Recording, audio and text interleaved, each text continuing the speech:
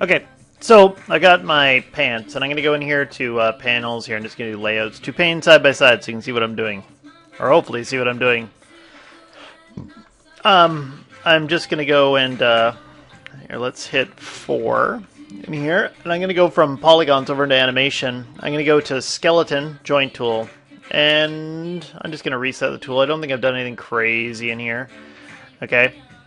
And I'm going to put in a root joint. I'm going to put it there. It's very small. If I go to display, animation, joint size, I can change the size of my joint so I can see it better. I can go beyond 10 too if I want to. Okay, great. I'm going to put in a hip right around here. Oh, you can see the scale compensate. Now they're very large. Display, animation, joint size. It's too big. Make them smaller. Yay! And then I'm going to put in one here in my knee. And that's quite large too. And one over here in my ankle. Okay, and I'm going to call that good enough.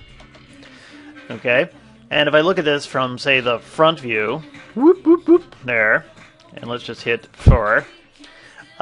This joint here, I like to kind of put it over here on the side, and I like it, I've moved my hip into place, and I kept my leg fairly straight. Okay, so that makes it easier to rig. A slight bend in the knees, easier to rig. And I'll just go in here to the hypergraph. And I'm just going to quickly name these things. So this first one, the top joint, that's going to be my root. Okay, and then I've got hip.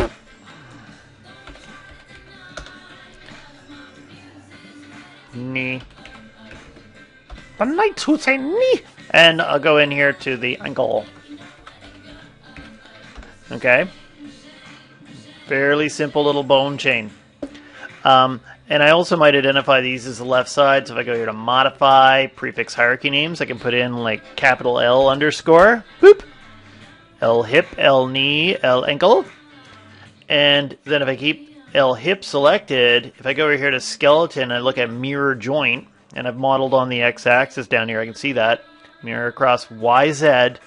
Look for capital L, replace with capital R. When I hit mirror, boop, I got the joints on the other side. Okay, if you take a look, I kept that all pretty straightforward right here. Okay. And so I'm happy, and I know it. Actually, I'm just trying to make a decision. Do I like where the joints are? If I go to the front view, in the front, I almost feel like these are a little bit high. So what I'm going to do is I'm just going to grab them. If you hold D, you can move the joints without moving the children. I'm just going to move their pivot point just down, just a tidge. So it's just above the crotch here someplace, but not on the crotch or below. That's weird. Okay, good enough. Okay, so that's done. I'm just going to select the root joint, select my geometry. Remember, I'm keeping everything named. What the hell's that thing? Delete it. Okay, great. Take these two things, boop, the root and the PJs here. And remember, when you look at my hypergraph, I've always got in options display, shape, hidden, and underworld nodes. They're always exposed. Okay, so that's why you're seeing extra nodes. And if I go here to skin, smooth bind, I'm just going to accept the default settings. I'm going to hit edit, reset settings in case I've done something funny. Okay, and I'm going to hit bind skin. Boop. And let's go ahead. And if I just grab my joints and I rotate them, yay! I can run around in my pajamas. Yay! Okay, whoops, they went bad. Here, if I right-click, I can go assume preferred angle. They go back to where they should be. Okay, great.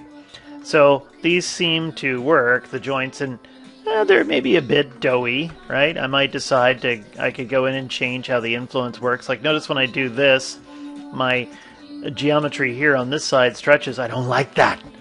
I could have shown you a way to do that by default, but I want you to kind of understand weighting. So what I'm going to do is I select the geometry, and if I go into skin, what am I looking for? Skin, paint skin weights tool, there. Okay, I'm going to try and keep this really simple. I'll just reset the tool. Okay, so you can see what I'm doing. When I'm painting weights, I typically like to use add. Okay, I like the color ramp that's here. Boop. Just gonna pull this up and down so you can kind of see what's going on. You can see a list of your joints. And typically what I'll do is I'll start working at the bottom. Okay, right here. Make my brush bigger. I'm just hitting B. B makes your brush bigger. Okay, and if I'm on add, okay, you can see that as I paint, it's actually adding all the influence to the areas that I'm painting. It's going right to the knee. See right here, this black, that means 0, white means 100%, and then these colors in between mean various degrees of influence from these joints. And I'll just go down over here. Okay, good enough. You can actually see that when I have this joint selected, actually, what have I got the ankle selected? I was smoking crack. I meant to do the knee. Okay. I've found that there is ways to remove influence, but I find them kind of unreliable. So I typically like this. So I'll do like 100% there. Then we'll go up to the hip. And then I might go and do, okay, 100% here. Okay. And you can see that this hip joint is influencing this area too. That's bad. Okay. And so I can come in here and paint it in here. Okay. And then I might use smooth. Remember that smooth is the devil. Sometimes this is where you're going to crash. If you try to paint weights and you try to undo really quickly, that's a good sign you're going to crash. Just think of me when you're crashing. And let's go and check it out now. I just kind of influenced the weights a little bit. So when I grab this joint's still influencing that, but check out when I grab this joint and I go there, it doesn't influence this side. Okay, cool. I'm just going to take that one joint, right-click, assume preferred angle. That was just kind of a creation angles. You can also select your geometry and go skin, go to bind pose, and that will do similar things. Now that I've got the weighting done on one side, I want that to go to the other side. Okay, so I'm going to go in here to skin, and there's a thing called mirror skin weights. And I'm just going to flip across the YZ. I did it in the positive X. That's where it's pointing is the positive side, and I'm going to flip it to the other side, so I'm going to hit mirror. Boop! And let's check it out now. When I move this joint, it no longer affects the other side. When I grab them both at the same time, I'm going to do pajama dancing. Okay, great. And you could do more weighting, but that's the bare bones basics. Bare bones basics of skeletons. And I'm also just going to try to rig this thing up too. I'm going to keep this super simple. We're going to animate this joint right here. And we're going to put in a couple of IK handles. I'm going to go here to skeleton, IK handle. And let's look at my options. Oh, you bastard. What kind of options do I have? Okay, so options. If I reset it, it says single chain solver. I don't like that one. Rotate plane solver.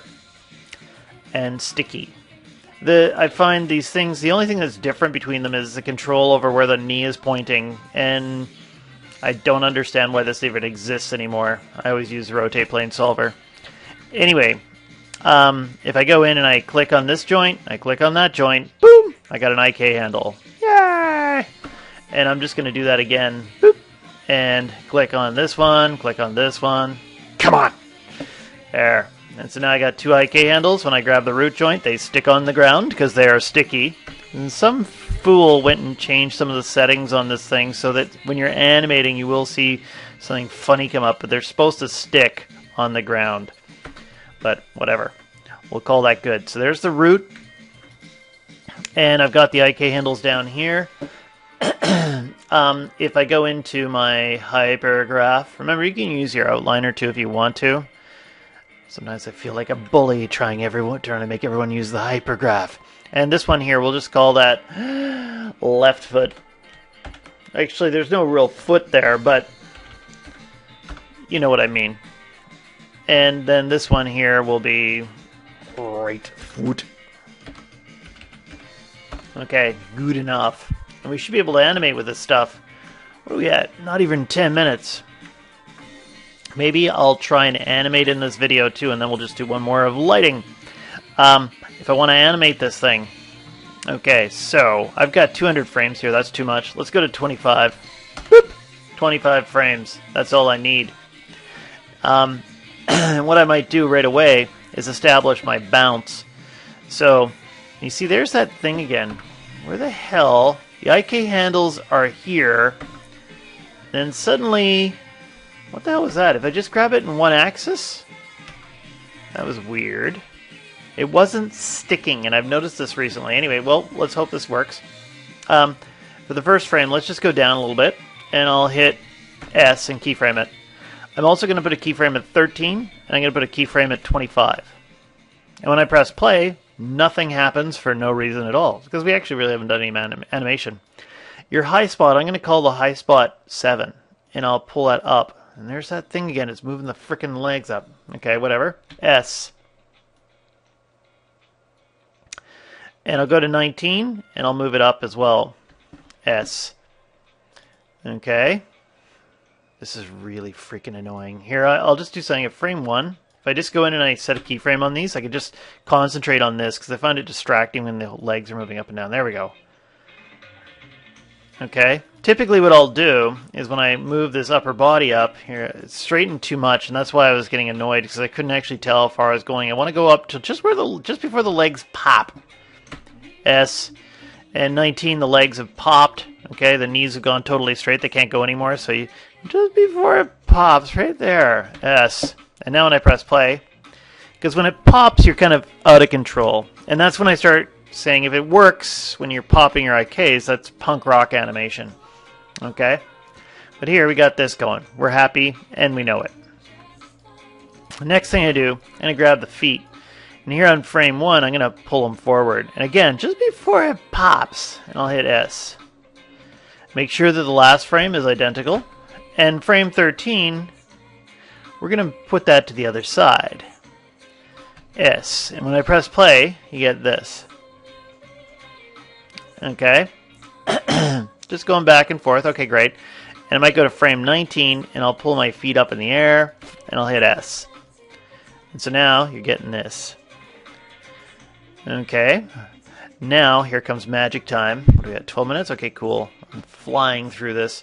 If I go into the graph editor, window, animation, graph editor, I can hit F, and I can see all my animation curves right here. Okay. And I would like to view infinity. I'm just going to go view infinity, so I can see infinity on either side. Okay, cool. And let's go to frame, say, 13. And I'm just going to select one of these leg controls. Just got one selected. Let's grab the right one. Oh, I missed. Right IK handle. Okay. Typically you don't animate on IK handles, but I'm using this just to get across this whole thing in the simplest way possible. Okay. And you can see my animation here. I'm going to grab this. I'm going to go key, no curves, post infinity, cycle, and then you can see my animation cycling forever and ever. Okay, got the move tool on over here on the side. If I hold down shift, I usually do this on frame 13 because I can see it really easily. I want to line up the last keyframes of my cycle to 13 now. If I hold down shift and I middle click, whoop, whoop, whoop, whoop, boink, there. And now, when I press play, I've just offset one leg from the other, and they were both actually doing a little bit of a walk, and now I get this. Okay, so now you can see my cycle working, and I got a simple little walk. Okay, nothing crazy. I might look and see now, you know what, my pajamas are squishing too much at the top. I don't like that. I can go at any time and go, you know what? I can go back to the Paint Skin Weights tool and say, this sucks. I want my root to be really heavy-handed right here. I'm just going to go ahead and I'll put it back to add. And, what was I smoking? I meant to hit B. Okay, there. Some reason I got ZBrush. I hope, I actually set keyframes on the pajamas. Bastard! The ZBrush finger, when I'm switching between ZBrush and Maya's hotkey for changing the brush size is B, and in ZBrush it's S.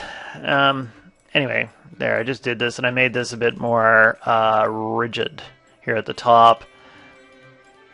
so it's not so squishy at the top, and then maybe I go to Smoothola and I will smooth it back, but maybe I'll go to the hip and smooth this back here. Okay. And let's just see what that looks like.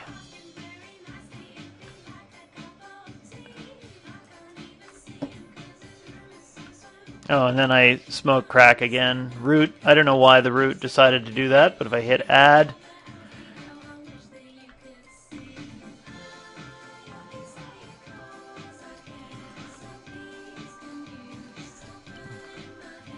and then when I smooth that,